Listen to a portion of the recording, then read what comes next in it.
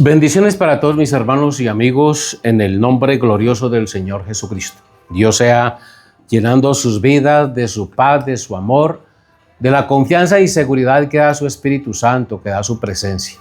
Bien, volvemos nuevamente a la palabra de Dios. Este programa está hecho con la única intención de que usted conozca su Biblia, le dedique tiempo a su Biblia y crea en la Biblia. En este momento, como ya lo hemos dicho en programas anteriores, hay una campaña en contra de la Biblia.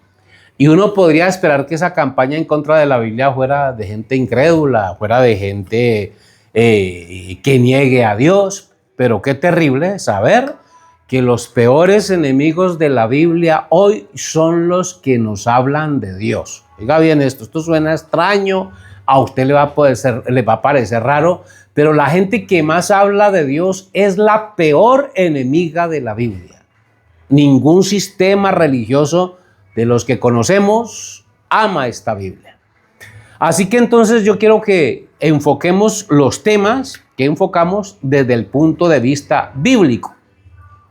Muy probablemente a usted le llame la atención de que este movimiento o que este trabajo no atrae tanta gente como otras organizaciones o como otros predicadores. Eso parece raro, ¿no? Pero la verdad es que en cada época de la historia sucede esto. En cada época de la historia sucede esto. Siempre se habla de la verdad y de la mentira. Se habla del diablo, se habla de Dios, se habla de la justicia, se habla de la injusticia. ¿Y de qué lado está Dios en cada época, en cada tiempo? Y entonces a mí me gusta que nos metamos en las historias de la Biblia, traigamos esas historias de la Biblia al contexto nuestro, o lo podemos invertir, podemos irnos nosotros al contexto de las historias de la Biblia, es decir, al tiempo, a la época en que sucedieron las cosas. Y entonces así usted va a comprender mejor el propósito de Dios. Y entonces usamos ejemplos como por ejemplo el de Elías, el profeta Elías. El profeta Elías se levanta en un determinado tiempo, en una determinada época, y Elías, según él mismo dice, yo soy el único profeta. Él dice, Elías, desde su punto de vista, él considera que es el único profeta de Dios en la época y desafía al sistema religioso de la época. Estamos hablando de aproximadamente 3,000 años atrás que existió este hombre. Y entonces aparece Elías, un hombre que nadie sabe de dónde salió. La Biblia no nos dice si tenía papá o si tenía mamá, no nos dice si era casado o soltero. La Biblia no nos dice en dónde se preparó Elías. Él sencillamente aparece de la noche a la mañana, irrumpe en la escena, en la época, desafía al pueblo de Israel y a su sistema religioso del momento, que está liderado por el rey Acab y su esposa Jezabel, y que tienen al pueblo completamente desviado de los mandamientos de Dios. Y entonces aparece este hombre como un enviado de Dios. Eso sí, no lo respalda ninguna iglesia. Es más, cuando Elías desafía a los profetas de Baal y a los profetas de Acera, la diosa que adoraban en la época, Elías aparece solo. Ahí ni siquiera la Biblia nos dice que tenía un ayudante o que hubiera quien le colaborara. No, nadie, solo. Y son 850 líderes religiosos contra Elías. Es decir, que es Elías contra todo el sistema religioso de un país. Bueno, entonces nosotros podríamos meternos en el contexto de Elías, para que entendamos esto hoy.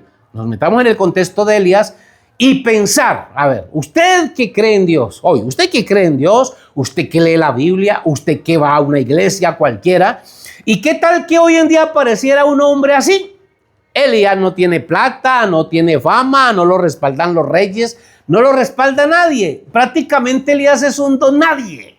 Y entonces yo le digo a usted que espera a Cristo, que espera que venga el Salvador, que ama a Dios, que se considera salvo. Usted dice que pertenece a la mejor iglesia del planeta Tierra. Entonces yo le pregunto a usted, si apareciera un hombre como Elías hoy, ¿usted hacia qué lado se inclinaría? ¿Lo escucharía? ¿Escucharía su desafío?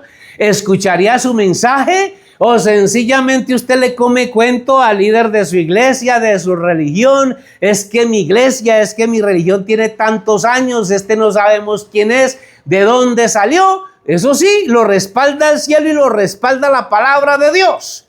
Pero usted, ¿de qué lado se haría? ¿Cuál sería su decisión? ¿Con quién se va? Bien. Y entonces es más o menos lo que sucede en cada época, en cada tiempo. Podríamos hablar también de Moisés. Casi siempre es un loco contra el mundo entero, diciendo que lo envió Dios, diciendo que lo respalda Dios, diciendo que lo respalda la palabra. Y así es como esta Biblia ha llegado a nuestras manos, por hombres como esos, locos, desquiciados. Recuerdo que en cierta ocasión alguien me llamaba y me decía: ¿a usted cómo se le ocurre desafiar a una organización mundial como la Iglesia Católica o como la Iglesia Pentecostal o como los Testigos de Jehová y como los mormones? ¿Quién cree usted que es para desafiar a estas personas? Y entonces aquí el asunto es que todos dicen creer en la Biblia, pero ninguno la vive. Y es más, ninguno la predica como es, la cambian. Y es más, hablan mal de la Biblia. En estos días estaba escuchando a un teólogo pentecostal diciendo que la Biblia, que el párrafo tal y tal fue adulterado, que esto aquí fue sobrepuesto, que en esta parte de acá no sirve. Y le dicen a la gente: somos la iglesia que predica lo que la Biblia enseña. Y luego dicen que la Biblia no sirve. Entonces, a ver, explíquenme eso ahí. ¿Qué hacemos nosotros? Nos dejamos guiar por un líder de estos porque habla en lenguas, porque brinca, porque habla bonito, porque habla duro, porque tiene una voz potente, porque así son los predicadores pentecostales, o nos quedamos con la Biblia. Qué lío tan tremendo, ¿no? Resulta de que hoy se habla mucho del anticristo. Y es tremendo porque la gente habla de Cristo y habla del anticristo, pero la gente no sabe el significado de esas palabras. ¿Qué significa la palabra Cristo? ¿O qué significa la palabra anticristo? La gente habla de Cristo y del anticristo, pero cada iglesia le presenta un Cristo distinto y cada iglesia le predica un anticristo distinto. Toque usted la puerta de cualquier iglesia y va y le pregunta a esa iglesia: oiga, ¿para usted quién es el anticristo? Y no, pues el anticristo para nosotros son todas las iglesias de aquí para afuera, la verdadera es esta. Y usted se va para la del frente y les pregunta lo mismo y es la misma respuesta. No, aquí el anticristo es de aquí para allá y Cristo es de la puerta para adentro. Entonces lo que usted escuche de aquí para adentro es de Dios y lo que escuche de la puerta para afuera es del diablo o es del anticristo. Y entonces les preguntamos: bueno, con todas estas iglesias y religiones, ¿cuántos anticristos hay? ¿Y cuántos cristos hay? Pero si nosotros nos vamos a las páginas de esta Biblia, entonces sí es fácil concluir qué es Cristo en la Biblia y qué es anticristo en la Biblia. El apóstol Juan dice, en su época, Juan decía: porque ya hay muchos anticristos, decía Juan, en su época. Juan, el apóstol de Jesús, el apóstol amado. Vamos a la primera carta del apóstol Juan y leamos lo que dice el apóstol de Cristo, el apóstol amado de Jesús, capítulo 4 de primera de Juan. Y entonces dice, capítulo 4 y el versículo 1. Capítulo 4 y el versículo 1. Pero antes vamos a leer el capítulo 2 y el versículo 18. Y escuchemos a Juan aquí, al apóstol de Jesús. Dice Juan: hijitos, le está escribiendo a la iglesia del Señor. Hijitos, ya es el último tiempo. Estamos hablando de 2000 años atrás aproximadamente. Y según vosotros oísteis que el anticristo viene, ya se oía que venía un anticristo. Así ahora han surgido muchos anticristos. Por esto conocemos que es el último tiempo. Y dice Juan: salieron de nosotros, pero no eran de nosotros. Porque si hubiesen sido de nosotros, habrían permanecido con nosotros, pero salieron para que se manifestase que no todos son de nosotros, dice Juan, el discípulo del Señor Jesús. Bien, entonces el apóstol Juan está diciendo que los que se apartaron del camino, de la doctrina que ellos le enseñaron, esos son anticristos. Bien, hoy en día yo tuve, los que me conocen, aquí todo el mundo me conoce, los que saben de mi vida. Yo antes pertenecía a la iglesia pentecostal, era pastor de la iglesia pentecostal, pero descubrí que la doctrina pentecostal es falsa desde la cabeza hasta los pies, como dicen ellos, ¿no? Soy pentecostal de la cabeza a los pies, pues de la cabeza a los pies la doctrina pentecostal es falsa. No tiene ningún fundamento bíblico. Nada de lo que la iglesia pentecostal dice es bíblico. Entonces, cuando yo comienzo a sacar sus errores doctrinales y a probárselos a sus líderes, entonces ellos reconocen y dicen, no, es que usted no es de nosotros. Usted es enemigo nuestro. Y dije, pero pues, la Biblia que usted tiene en la mano, ¿para qué es? Le digo yo a los líderes. Eso que usted lee ahí en la Biblia, ¿eso es para qué? ¿Eso es para enseñarlo o para esconderlo? Y ellos me dicen, es que esto no se puede predicar. Es que hay verdades que no se pueden decir. Y claro, la iglesia pentecostal es una organización internacional, está en todo el mundo, y pues yo no tengo respaldo político ni de ningún sistema religioso aquí en la tierra. Y entonces, claro, ellos me quitan la licencia, me suspenden y me echan de su iglesia, me echaron de su iglesia. Bien, y entonces le dicen a la gente que me conocía, que saben lo que enseño, le dicen que yo soy el anticristo, que yo soy el diablo, que yo me dejé engañar de Satanás.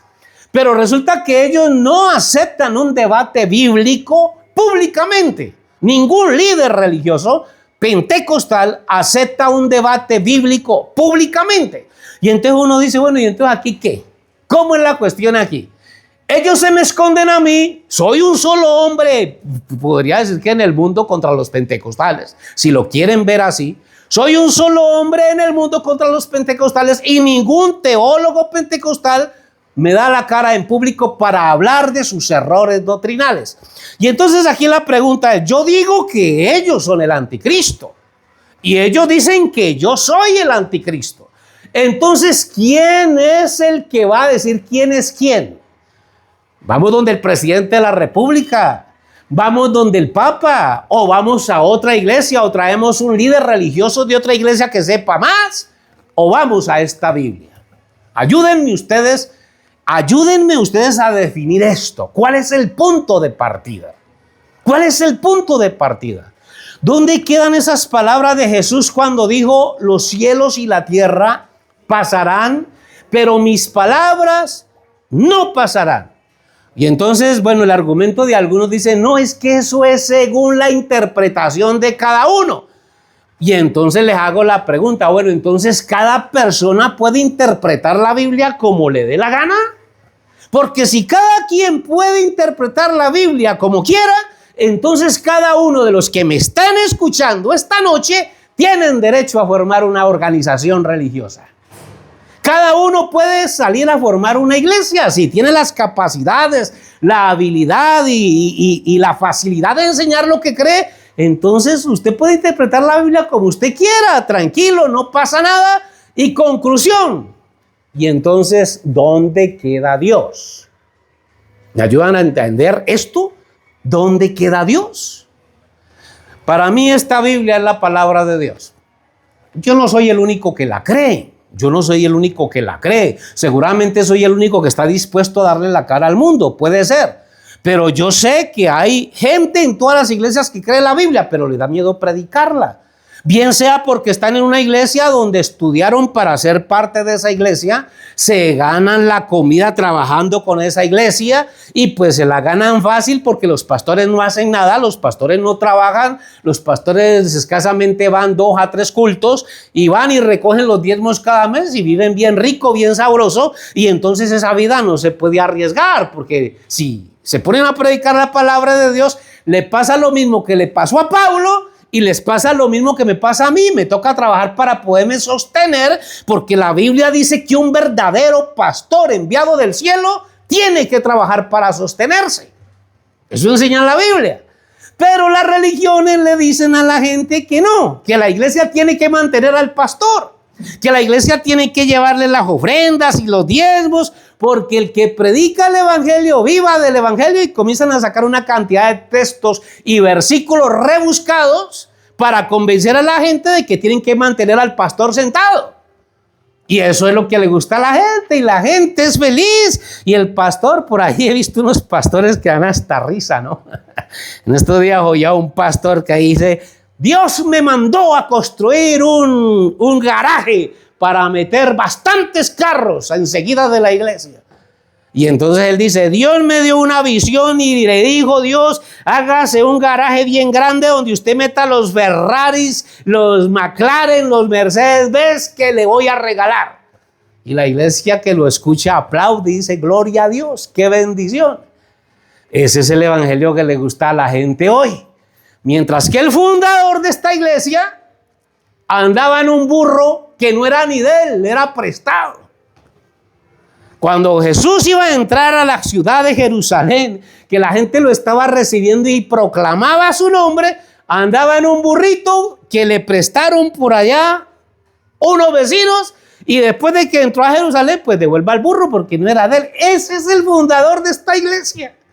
Ese es el fundador de la iglesia de Cristo. Estoy hablando de Jesús, estoy hablando del Señor. Y los predicadores hoy en día están hablando de vehículos que valen 1.000, 2.000 millones de pesos, y pues la gente está feliz con eso. ¿Qué tengo que decir yo? Les pregunto. Ese es el evangelio de Cristo. Y vaya, hable con esos líderes y les van a decir que el anticristo somos nosotros. Mi hermano y amigo, este mensaje sencillo, a veces duro, pero pues toca, que alguien tiene que hablar la verdad. Perdonen, pero alguien tiene que decir las cosas con claridad. Aquí estamos y estamos dispuestos a responder sus preguntas, sus inquietudes, y estamos dispuestos a darle la cara al mundo, donde sea, con quien sea y como sea. Dios les bendiga, Dios les guarde. Hasta la próxima.